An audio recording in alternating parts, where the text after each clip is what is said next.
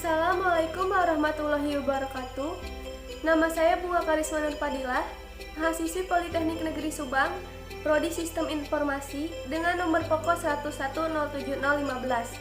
Pada kali ini saya akan menjelaskan mengenai materi isi buku Pendidikan Kewarganegaraan untuk Perguruan Tinggi dengan pengarang Dr. Ujang Carda S, SH, MH, MIP, MAP.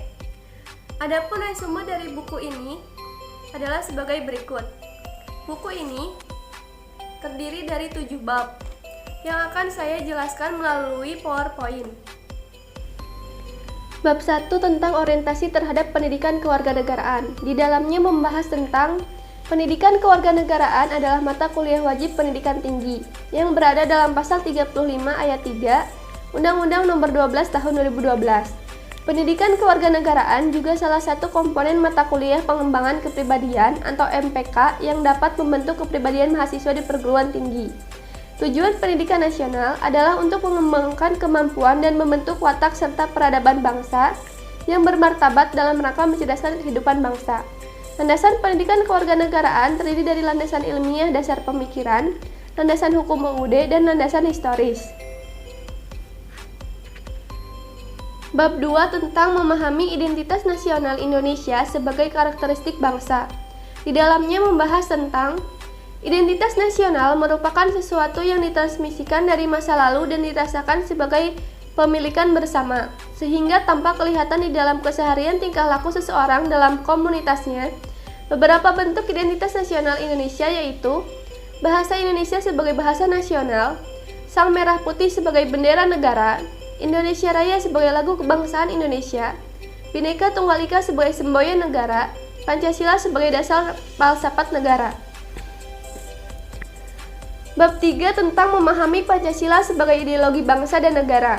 Ideologi dapat dikatakan sebagai kumpulan gagasan-gagasan, kepercayaan-kepercayaan yang menyeluruh dan sistematik yang menyangkut bidang sosial, politik, dan keagamaan.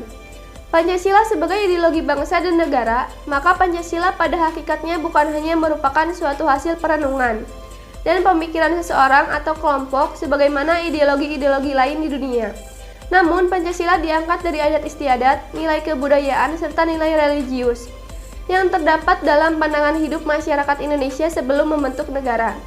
Unsur-unsur yang merupakan materi Pancasila diangkat dari pandangan hidup masyarakat Indonesia sendiri, sehingga bangsa ini merupakan kausa materialistis. Bab 4 tentang memahami negara, konstitusi, dan warga negara. Di dalamnya membahas tentang negara merupakan integritas dari kekuasaan politik, organisasi pokok dari kekuasaan politik, dan alat dari masyarakat yang mempunyai kekuasaan untuk mengatur hubungan-hubungan manusia dalam masyarakat. Konstitusi disusun sebagai pedoman dasar dalam penyelenggaraan kehidupan negara, agar negara berjalan tertib, teratur, dan tidak terjadi tindakan sewenang-wenang dari pemerintah kepada rakyatnya. Warga negara artinya warga atau anggota dari organisasi yang bernama negara. Warga negara adalah rakyat yang menetap di suatu wilayah dan rakyat tertentu dalam hubungannya dengan negara. Bab 5 tentang memahami negara hukum, hak asasi manusia, dan demokrasi. Di dalamnya membahas tentang Indonesia sebagai negara hukum, kesejahteraan, berwenang menentukan arah berbagai bidang kehidupan bangsa. Dalam keikutsertaannya menentukan arah kebijakan di bidang kehidupan bangsa.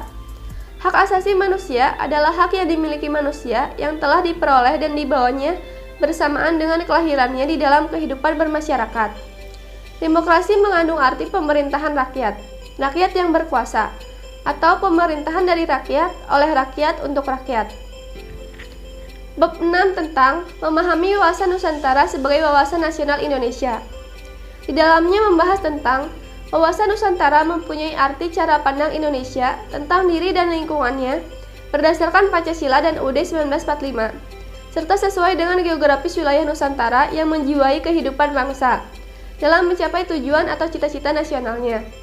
Wawasan Nusantara sebagai cara pandang juga mengajarkan pentingnya membina persatuan dan kesatuan dalam segenap aspek kehidupan bangsa dan negara dalam mencapai tujuan dan cita-citanya.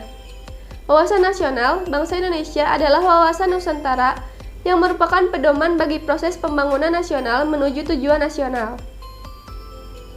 Bab 7 tentang memahami ketahanan nasional dan integritas nasional Indonesia. Di dalamnya membahas tentang konsep ketahanan nasional merupakan konsep khas Indonesia yang muncul di awal tahun 1960-an sehubungan dengan adanya ancaman yang dihadapi bangsa Indonesia.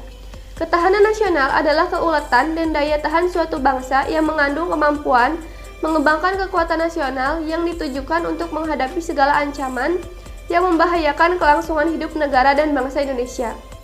Integritas nasional adalah upaya untuk menyatukan seluruh unsur suatu bangsa dengan pemerintah dan wilayahnya. Mengintegrasikan berarti membuat untuk atau menyempurnakan dengan jalan menyatukan unsur-unsur yang semula terpisah-pisah.